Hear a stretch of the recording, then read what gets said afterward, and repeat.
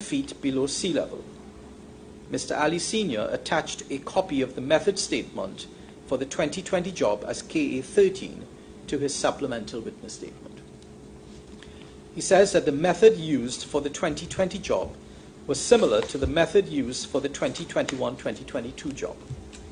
The difference was the configuration of the pipeline, because from the 2020 job, the line along the seabed sloped from 20 feet at bent 80 on the main viaduct to 60 feet approximately at berth 5.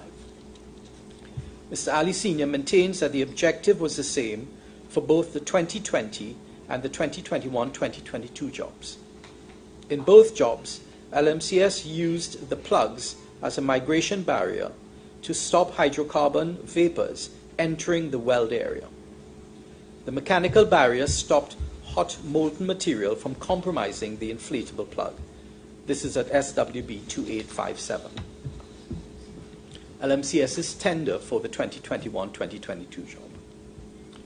In 2021, LMCS tendered for miscellaneous repairs and refurbishment works at berths 5 and 6, the main viaduct, and the servicing of the mooring buoys.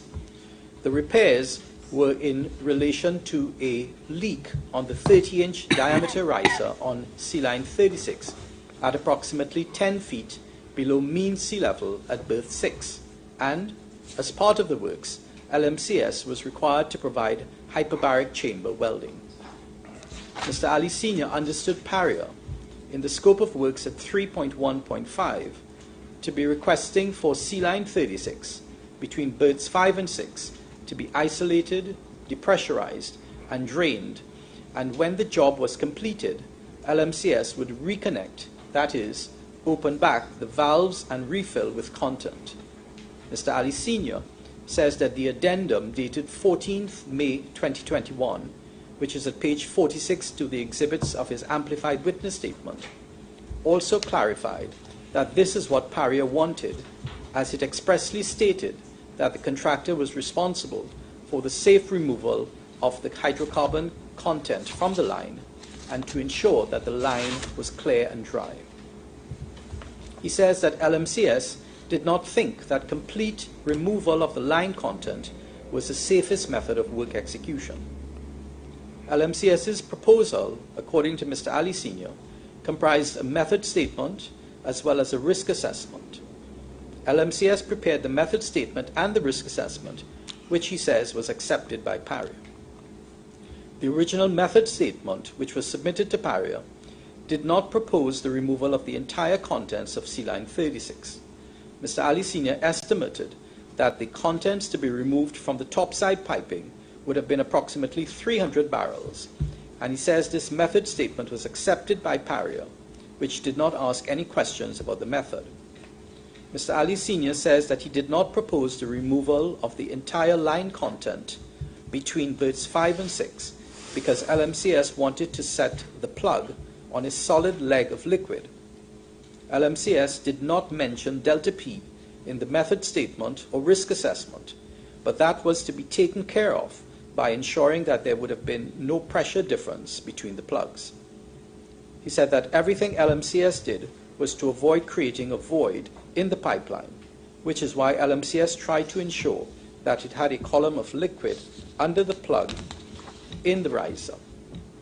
He further stated at page 2860 that LMCS only sought to remove enough content in the riser at berth 6 to create a 30-foot ullage, which would also have created a 30-foot ullage at the riser at berth 5. Mr. Alley Sr.'s evidence is that the method statement proposed the use of an air pump at an open riser at berth 6 to create a 30-foot ullage at berth 6 to install the plugs, which led to new method statements. This would have involved introducing an air pump at an open riser at berth 6. He said that at the kickoff meeting around 29th June 2021, after LMCS was awarded the 2021-2022 contract, LMCS and Paria looked at the job in some detail.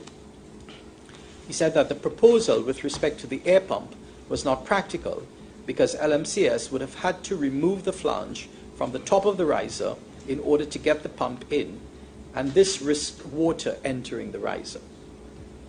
He also said that as early as the kick-off meeting, LMCS and Paria discussed the method proposed by LMCS of using the air pump. This led to Paria developing and approving an instruction dated 5th January 2022, this is at CB 1033, for using air by way of an air pump to remove the liquid. LMCS also developed new method statements for line clearing, namely number 108, dated the 1st of December 2021, this is at CB 1028, and number 115, dated 5th February 2022, this is at CB 1041, both of which specifically relate to line clearing.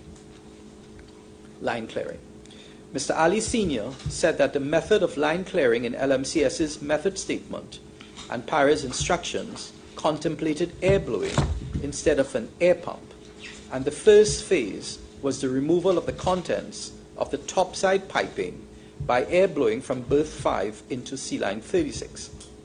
Once the topside piping was cleared of content, the tie-in piping between the topside piping and the riser would be removed at berth 6.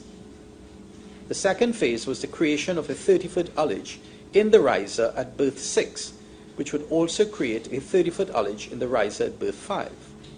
Mr. Ali Sr. says that there were numerous oral discussions with Paria's Terence Rampersad Singh, who was told that LMCS was not clearing the pipeline between berths 5 and 6, but only creating a 30-foot space to set the plug. Mr. Ali Sr. says it was his impression that Paria understood that this was the method. He says LMCS never changed the original objective of getting that 30-foot ullage. Mr. Ali Sr. also says that he did not think from the work instructions that Paria wanted LMCS to clear the entire sea line 36. He says that Paria did not do their own assessments for the clearing of the lines, but had oversight and final approval of all method statements and job hazard analyses, JHAs. Mr. Ali Sr. maintains that the removal of the contents from the riser to achieve a 30-foot ullage was done in 1 day and a few hours.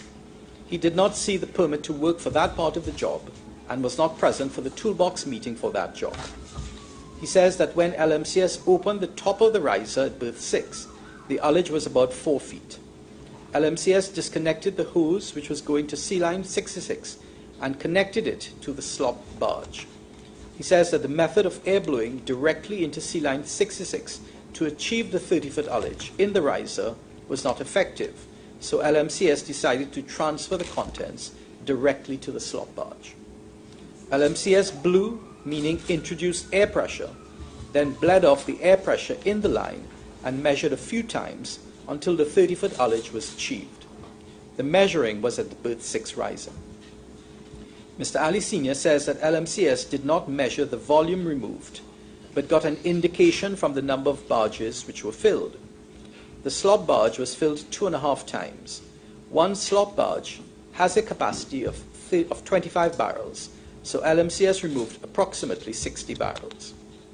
Further, that the line clearing was done in January 2022 over a 2-week period, and that the change in technique from air pump to air blowing could not have resulted in more of the contents of sea line 36 being removed, because LMCS was measuring the ullage as they were executing the line clearing.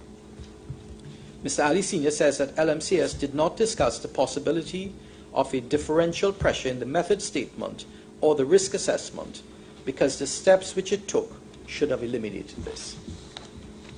Mr. Ali Sr. also says that LMCS's proposal was on the basis that the horizontal section of the line was flat. He said that in working before on the pipe and on sea line 36 and 66, LMCS did not encounter anything but a flat profile. Moreover, that Terence Rampersad Singh was the person who oversaw the project on behalf of Paria, and there were daily meetings with LMCS through Kazim Ali Jr. and Mr. Rampersad Singh. Mr. Ali Sr. says that all method statements were done by him, and Paria received and approved the method statements and risk assessments submitted. Installation of plugs and hyperbaric chamber. Mr. Ali Sr. said that the plugs were installed on 13th February 2022 together with the hyperbaric chamber. He said that when the chamber was installed, LMCS did a function test. He also said that the chamber, which comprised a cube 8 feet by 8 feet by 8 feet, had been constructed by LMCS and used twice before. It was not constructed on any specific code or standard, and Paria did not require any specific information in relation to the chamber, although Paria had inspected the modification works on it. Mr. Ali Sr. says that LMCS wanted to complete the chamber works within a 4-day window to limit changes in the condition in the line behind the plug. Meeting on 14 February 2022. On 14 February 2022, Paria had requested a meeting. Terence Rampersad Singh and other Paria personnel were present, and he, meaning Mr. Ali Sr., Mr. Ahmed Ali, and Mr. Kazem Ali Jr. were present, and copies of the method statement were distributed. Mr. Ali Sr. says that there were no formal notes or minutes of the meeting, and no issues were raised by anyone, and at the time of the meeting, both the plug and the chamber had been installed, and he outlined a work plan which included the removal of the plugs, followed by the installation of a flange at the top of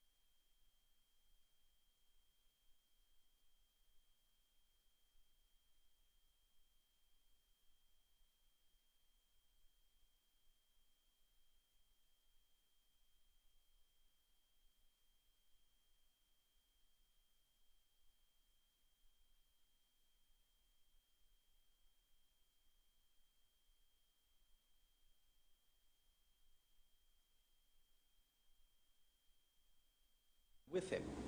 He recalls Catherine Balkisoon, Paul Airwood, Michael Wee and Rajiv Mangali being present, walking in and out of the meeting. Mr. Ali Sr. said that Catherine Balkisoon told him that she did not think it was safe to send divers into the pipeline, and that Paria had a plan to pump out the line and send in confined space experts to take the men out. He says he assumed she was still talking rescue, as no one was talking recovery. He told her he saw the pumps, but these could not pump out the line, and in any event, Paria was not going to get anyone to go 60 feet into a dry pipe. Mr. Ali Sr. then told Catherine Balkisoon of his rescue plan, and she seemed amenable, but said she would have to run it by Mushtaq Mohammed, who was in a meeting, so that Mr. Ali Sr. waited in the conference room. At about 4 p.m., Mushtaq said he would like to speak to the rescue diver Conan Barrow, who was in Sangre Grande. Sunday, 27th February 2022.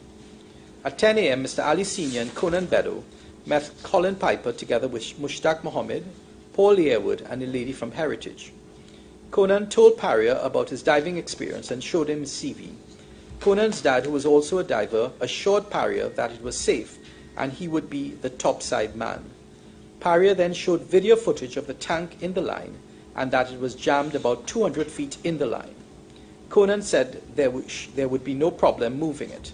Paria said, however, that they wanted something in writing, and LMCS asked for the footage to be sent to them.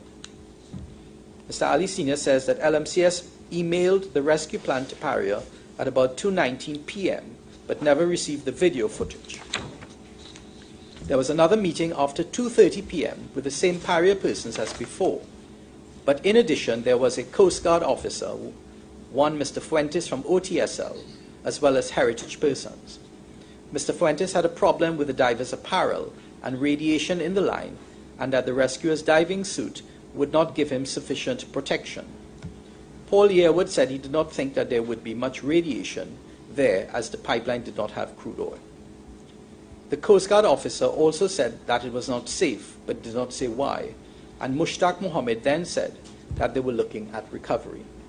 Mr. Ali Sr. says that LMCS did not agree with this, saying that if there was the slightest chance that anyone was alive, they deserved a chance to be saved. He said he was ignored and he got the impression that Paria had made their minds up long before. Mr. Ali Sr. also says that he did not think Paria intended a rescue, and conversely, he was confident about the rescue. He says he was a diver trained since 1981, and that diving in a pipeline means that you would not have the usual dangers of ocean currents, boat propellers, predators, getting snagged in fishing nets or debris.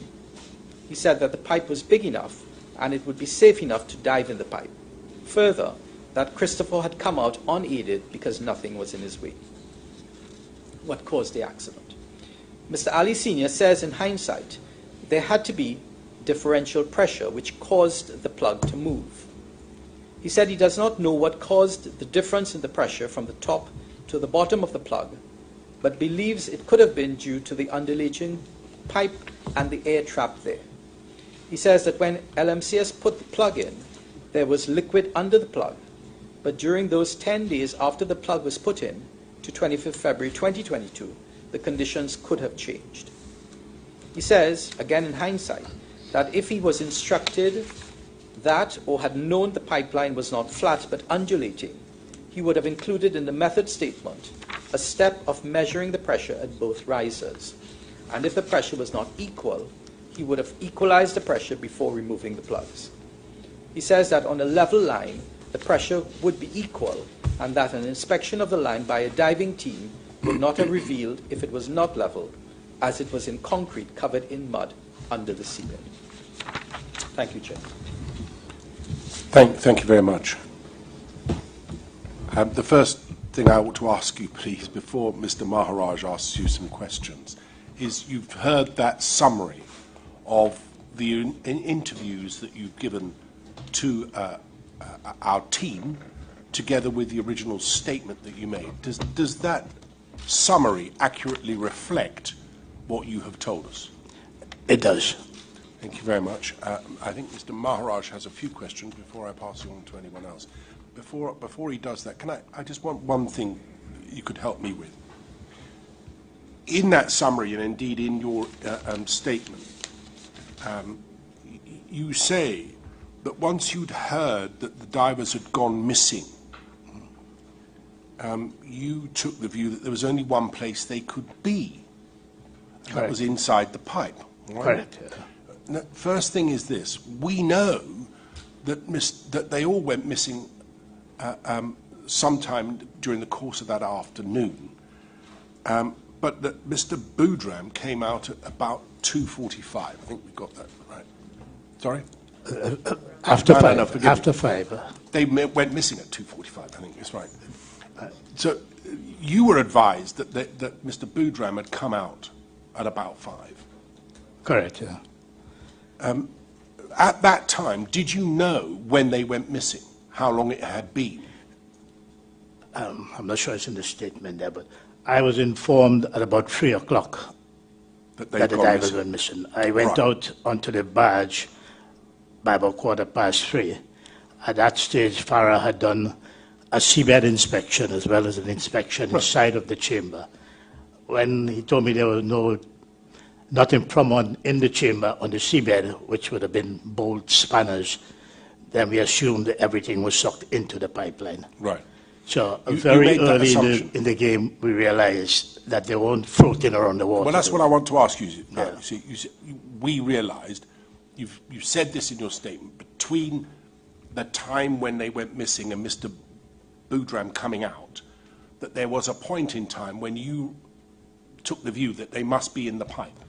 That's what you've said so far. Yeah, right? that's about 3:15. I'd say. And that was about 3:15 then, so maybe a half an hour or so after they'd gone missing. Yeah, all right? correct. You also said that you thought that if there was no air pockets in the pipe at all, and they were reliant entirely on the tanks that must have been sucked in. Correct. Until Boudram came out, we didn't even think about air pocket in the line. I follow that, exactly. Yeah. So you assumed that they had about an hour Correct, or yeah. so of air that they could have extracted from the tanks that would have been sucked in with From the tanks. Right. So from 2:45, when they went missing, Yeah. you'd have about an hour, say to 3:45, to Correct. effect any kind of rescue if they were going to be rescued alive, as far as you were Well, concerned. could I clarify this a bit? Yes. If all 5 survived, then they'll be using 1 bottle each, so they'll have about an hour. But depending on how many survive, the survivors would have a longer time. Sure. So, like, if one diver had survived, he would have 5 tanks himself. If he had them. Yeah, because the others wouldn't be using it. Right. At that time, one of the divers had his full gear on him when they were sucked in, which happened to be my son.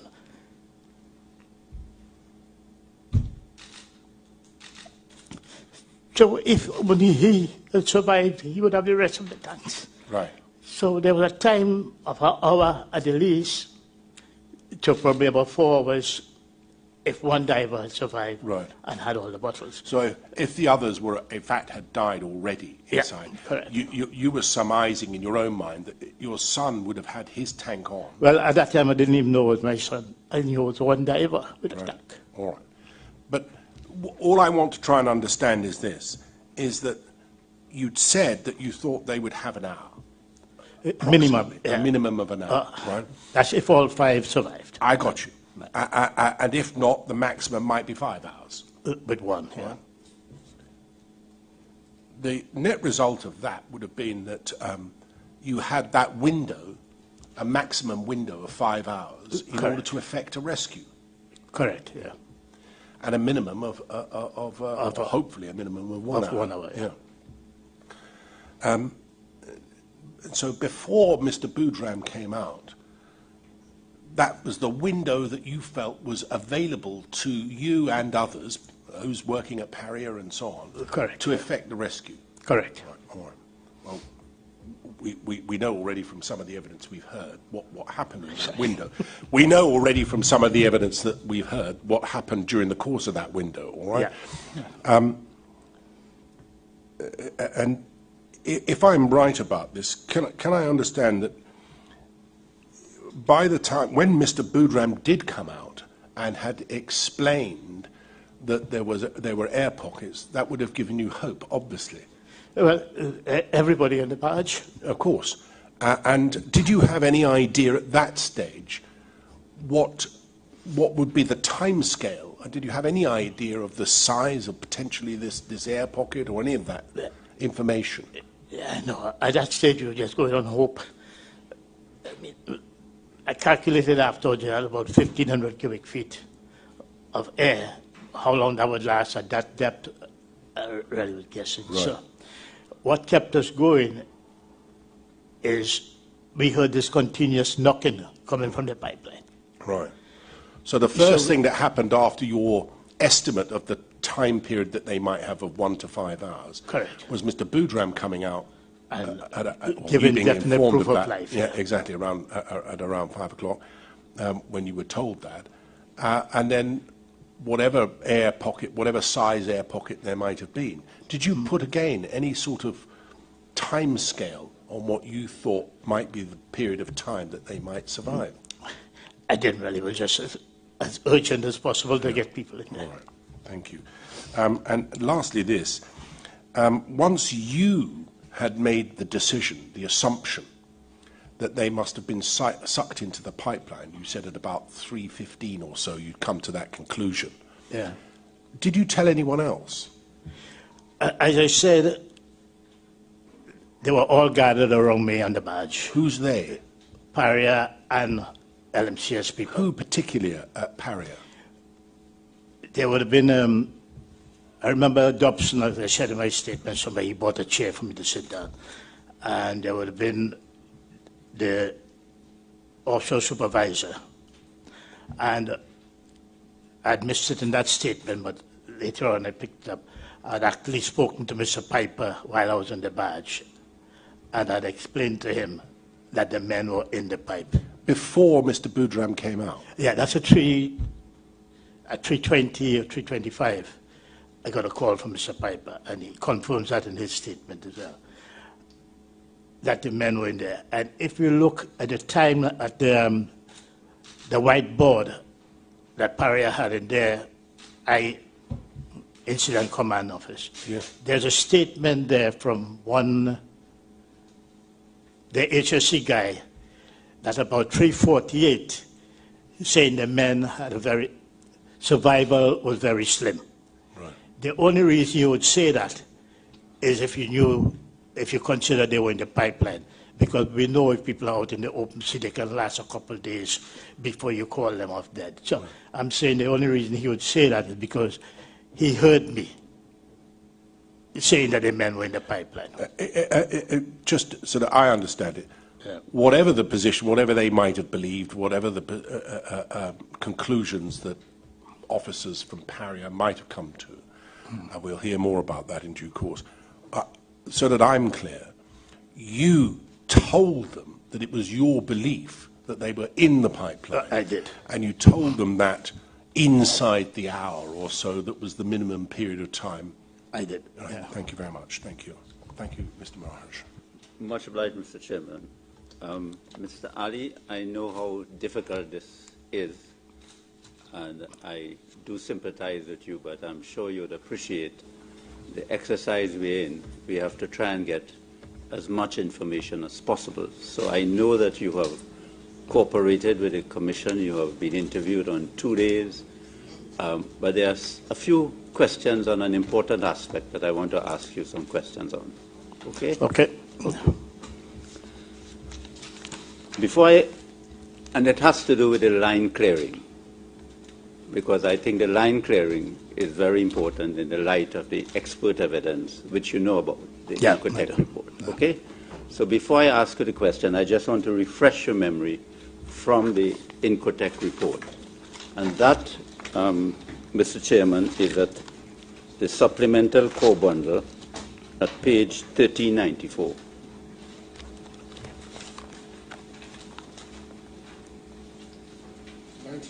Yeah, 1394. So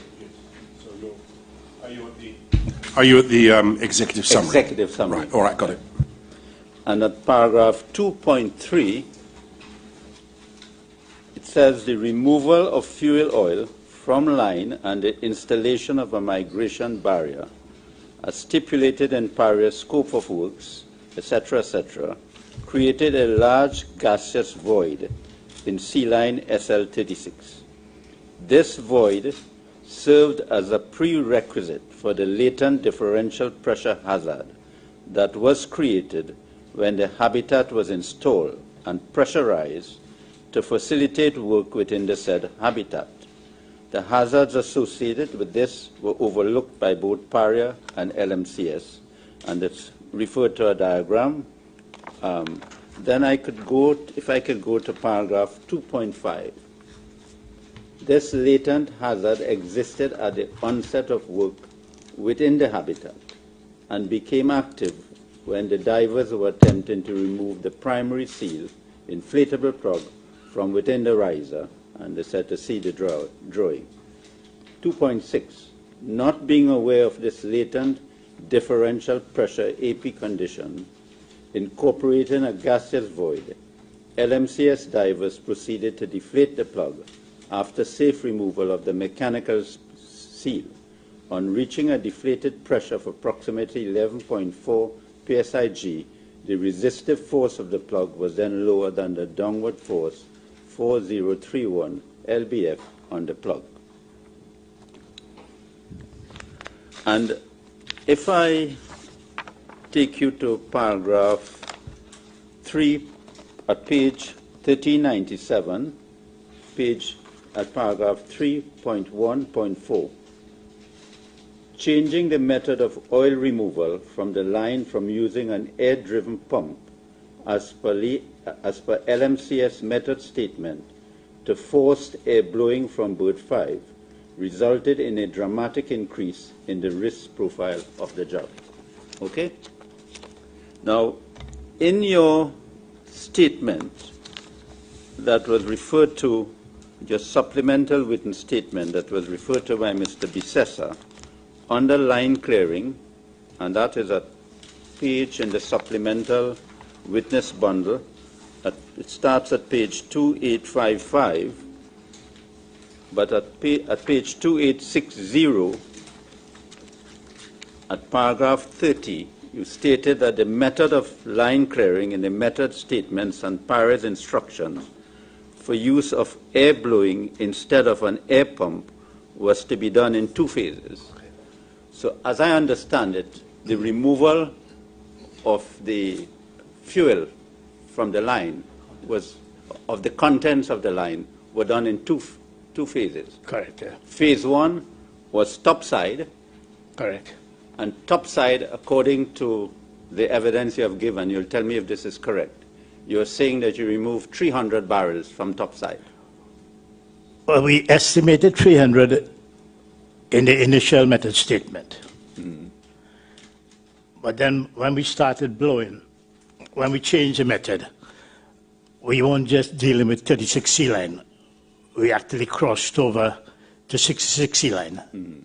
So the volume would have changed. Could you give us an idea? I couldn't really tell you. 66 sea line was a 50-inch line, so there would have been product of that as well. And some of that was So it's moved. more than 300 barrels or less than 300? More than 300 barrels. So in the method you used to remove the contents from topside, Yeah.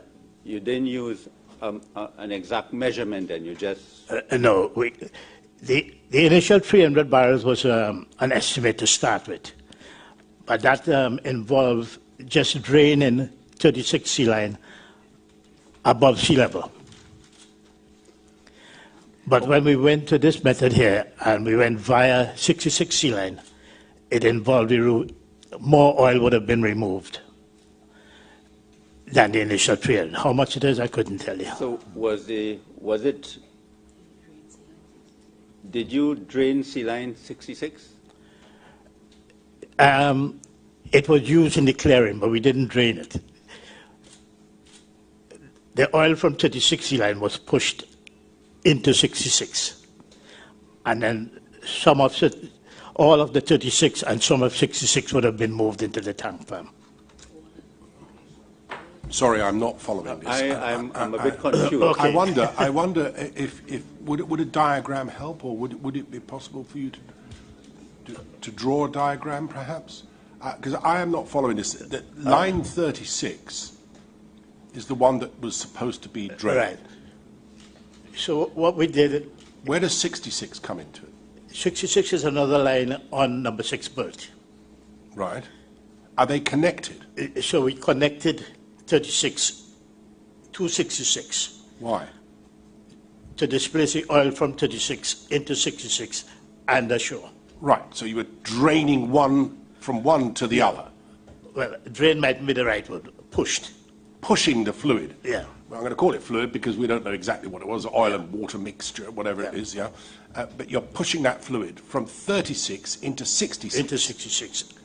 And then eventually it would end up in a tank ashore.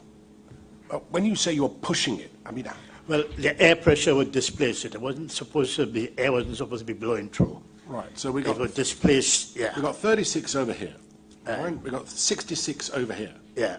And you're pushing it from one into the Into other. the other. Right, so you've put in some in-between connection, have you? Yeah. And then what? A pump or No, the air was pushing, forcing air in at one end forcing the air at number 5, was pushing it all along into this one, into that one. into 66. Yeah. And then, Was 66 empty then? no, that's full. So how were you able to push anything from 36 into 66? So we were pushing from 36 into 66, and the same air pressure would have been felt on 66 and pushing that ashore. But we found out, sorry, are we okay with that one? No. No. I mean, it may be me, and I'm sure Mr. Wilson follows everything you're saying, but I don't, and I need to understand it, please. Yeah, so we introduced the air at number 5, the riser, 36 riser at number 5 berth. Right. Right? So that would pressurize the line. Made a tie-in between 36 and 66 on number 6 berth. You created this tie, did you? Yeah, well, it was between Paria and myself. Right. We actually put a physical connection between the two. And that was a temporary thing in order to drain one, or to push air into Yeah. drain the fluid, or push some of the fluid into the other. Is that Yeah, right? that's so there's a correct, yeah. temporary connection between the two. Temporary Right, connection. I'm understanding that. So where did the fluid then that you were pushing from 36, it goes into 66, where did if that was already full, where did it go? Well, the end of that was open into a tank ashore. Right. So we push it into the... So that I'm clear, you got 36 over here, 66 over here. You're pushing the fluid from 36 into 66 in order to create something of a void in 36. Yes, Yes? In the process of pushing this fluid into 66, it comes out somewhere else in Paria's Yeah, in the tank farm. establishment, yes? Yeah. Into a tank. Correct. Correct. So is there a way in which you can measure how much you're pushing into this tank? Yes, they were supposed to measure it at the tank farm. Who was they? Paria's tank farm people. Right, so Paria have some tank people, Yeah. and the tank people can measure how much fluid is being pushed through 66 Right. into the tank. Is that right? But at the same time, while they were measuring there, our objective was to get an ullage in the riser at number 6. No, I follow that. With the I'm gonna- space, yeah. I'm going to come back to that in a minute, if Yeah. I may. Or Mr. Maharaj will probably. But all I want to understand is, having made this connection between 36 and 66, and pushing the fluid from 36 into 66, and then from 66 into a tank, Yeah. there is a method by which you can measure how much is going into the tank. Correct. Did they tell you how much had gone into the tank? Correct. Did they tell you? No. Thank you. What's your And now I understand. Thank you very much. Okay. Did you ask them? We asked them, Did you ask operations yeah. how much it was? we asked operations, and we were getting negligible was the I'm answer. sorry? Negligible was the answer. Negligible was the answer. All right. That is the top side. Now I come to the phase 2, Yeah. which was the underwater between bird 5 and bird 6. Correct. Yeah. Right. So as far as you have told, well, in your evidence, tell me if I'm correct, you were only interested, as you said, in getting an ullage of about, I think you said 30 feet. I think it's 30 feet. I can't remember. Yeah. About how much oil that would have been? 1 foot of 30-inch pipe is approximately a barrel. Barrel. So 30 feet would be 30 barrels. 30 barrels.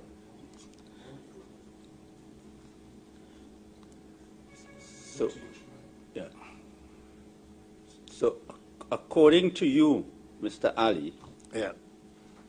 as far as you are concerned, that in respect of the underwater piping between berth 5 and berth 6, only 30 feet of oil was removed. All right. At number 36, sea line has 2 risers. All right. When we finished with the first phase, No, if you could just keep it at berth, I'm talking about this job, yeah. right? One.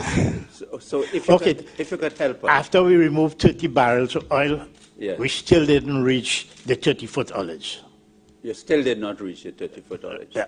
But the point is that according to you, as far as you're concerned, you removed 30 barrels or 60 barrels? About 60 barrels, about About 2.5. 60 barrels. Again, we didn't measure it. We were measuring the ullage, All right. not the amount of oil. So as far as LMCS evidence is concerned from you, Yeah.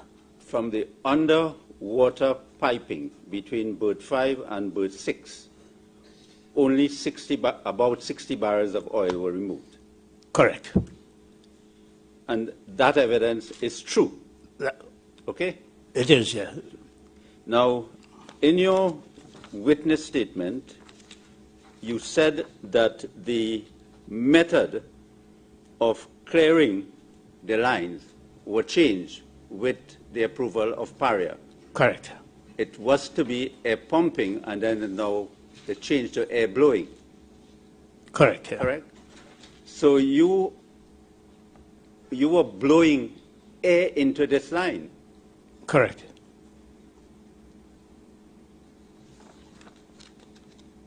Now, I want to, before I refer you to the records of Paria as to how much oil was taken out of that line, the underwater line.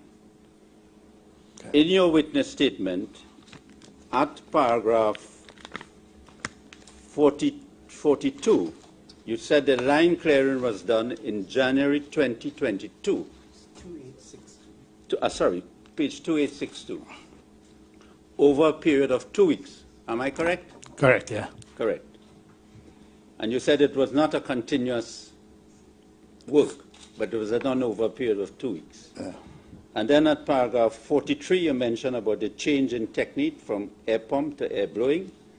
And then you said at paragraph 44, everything being equal, I knew that once there was liquid in the riser directly under the plug, then the horizontal section of the pipe should have been full, and the riser at berth 5 would have an ullage equivalent to that of the riser at berth 6.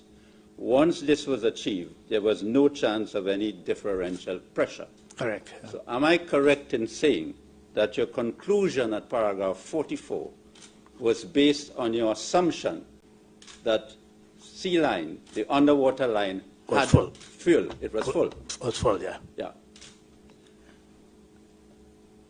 But you did not take any measurement or any test to determine whether the line was full. No, the only test we did was we checked the ullage at the riser at number 6. But when you check the ullage at riser number 6, Yeah. you didn't know if there was air on any there or more oil. You couldn't tell it. In the riser there was oil And you checked that with your naked eyes with naked eye and with a tape. and with a tape. And at paragraph 45, you said, we therefore did not discuss the possibility of a differential pressure in the method statement or the risk assessment because the steps we took should have eliminated this. Correct, yeah. Now, you base that opinion, you base that assessment on the basis that you assumed that the pipe was full, the underwater pipe was full. Correct. Correct. Now, so you recognize, Mr. Ali, that there could have been a risk of a differential pressure if the underwater pipe was not full. Correct. Correct. But from what I saw in the documents, nowhere in the risk assessment which was done for this job, differential pressure was mentioned. Am I correct? Correct. Nowhere in the scope of works I saw that. Am I correct? Correct. Nowhere in the job safety analysis I saw that. Am I correct? Correct. Nowhere in the notice to permit the work I saw that. Am I correct? Correct. But you're telling us today that you knew that there was such a risk, but you thought it was eliminated because you assumed that there was liquid content in the underwater piping. Correct, yeah.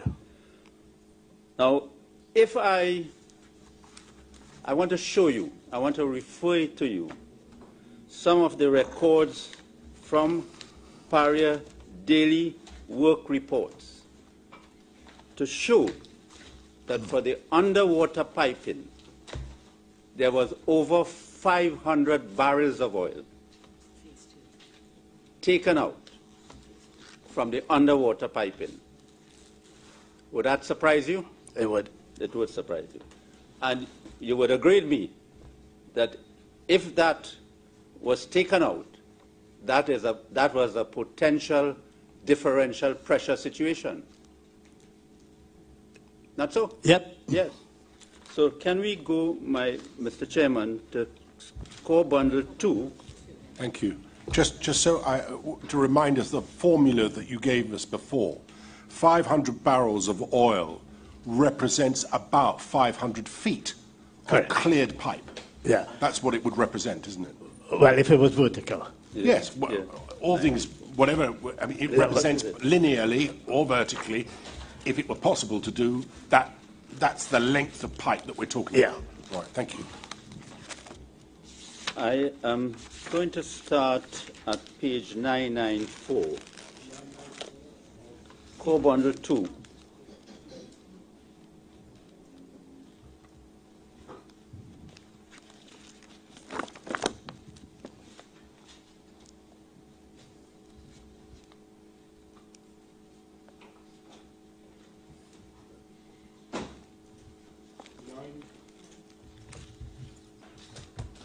My lord.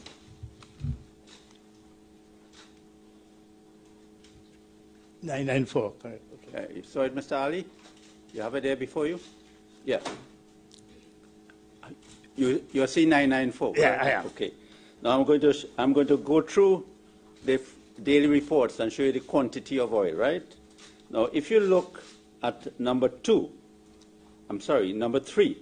under mechanical, and you look across, you see description, and then you see job status.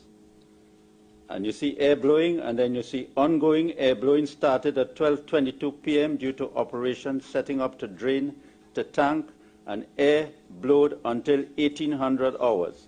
A total of 798 barrels of oil was drained. Tank. Would that be phase 1? That looked as if it was phase 1, right?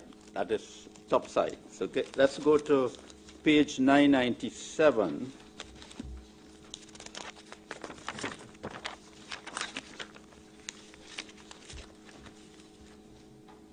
At number 3, mechanical, description, SL36 riser renewal, air blowing contents, 36 from berth 5 to 6, ongoing air blowing started 11 a.m. due to installation of SIP plank, and air blowed until 5:30 p.m. A total of 118 barrels of oil was drained. You see that? Yep. This topside or This is topside. topside still? Now, I saw in your witness statement you said you personally supervise the line operation, the line clearing operation. Well, the final pieces, yeah. Okay. So let's continue, Mr. Ali. Let's go to page 1002. Is that correct? Yeah, 1002.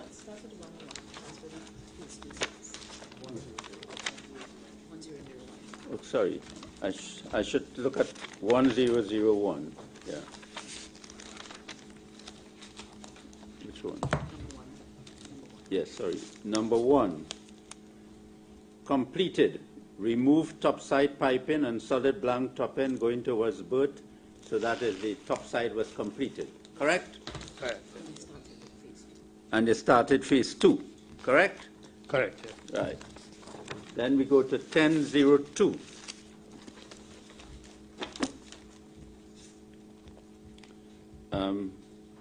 You see number 1, completed 2 lengths of 6.30 hose together with length 6.45, etc.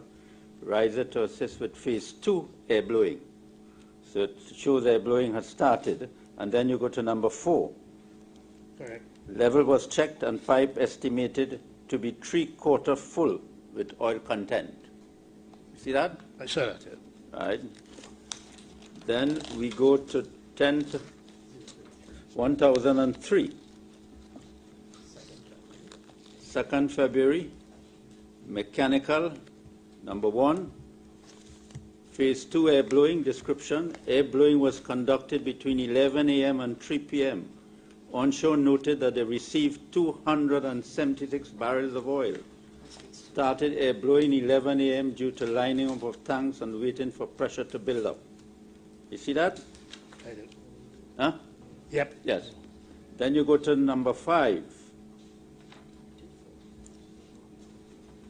Draining contents of SL36 into slop barge. Connect hose, etc., etc. 2 slop barge was filled approximately 100 barrels of oil. See that? I see that, yeah. Mr. Ali, that's much more than 60 barrels. Am I correct? A lot more. Yes. Then we go to page 1004. On the 3rd of February, number 1, phase 2, air blowing description. Air blowing was conducted between 1300 hours to 1500 hours. Onshore noted that they received 55 barrels of oil. Note stated air blowing 1300 hours due to waiting on shore, etc., etc. And then we go to number 5. Well, number 4 and number 5.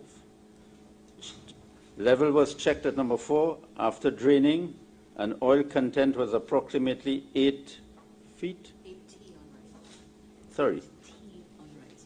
8 feet below T on riser. What that means?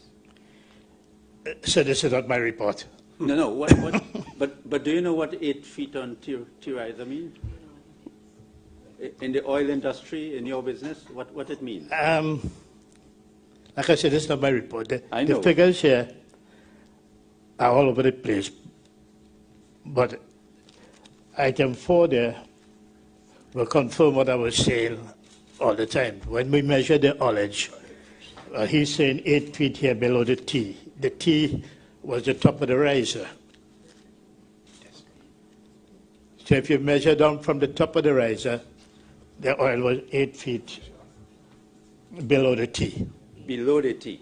Below the T. The T was at the top of the riser. Okay. Yeah, and then I see he goes on to say 2 bath full, approximately 100 barrels. Well, a bath full was 25 barrels. Not okay, but it says so 100 barrels. Yeah, but he's estimating from whoever is Okay. 2 bath full. But Okay. And then we go to page 1005. No, hang on a second. 2 slot barges, you say represents About 25 50 each barrels. barge, so that would be about 50 barrels. 50, not 100. But Not whoever's 100, put this down has got that wrong, you think? Yeah, sorry. whoever's written down 100 barrels has got it wrong. Well, It he's should making a be wrong 50. estimate, yeah. Yes. It can't be 2 sub-barge full and 100 barrels of the chamber. But they might have got the number of stop barges wrong rather than the number of barrels. Well, I think we said where we put a 2.5 sub-barge full Right. in my statement. Do we need a break, darling? I'm afraid we're going to need to take a short break. I was hoping to finish this bit, but we can't, I'm afraid. So, such is life. We're going to have to break off just for 10 minutes, all right? Normally we have a longer break. We don't want to finish just this little item here. Apparently not.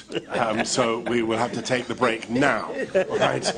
And so as not to embarrass anyone, go, right? Oh, sorry, I have, right? Forgive me. Oh, well. Yes, please, if you'll go with the...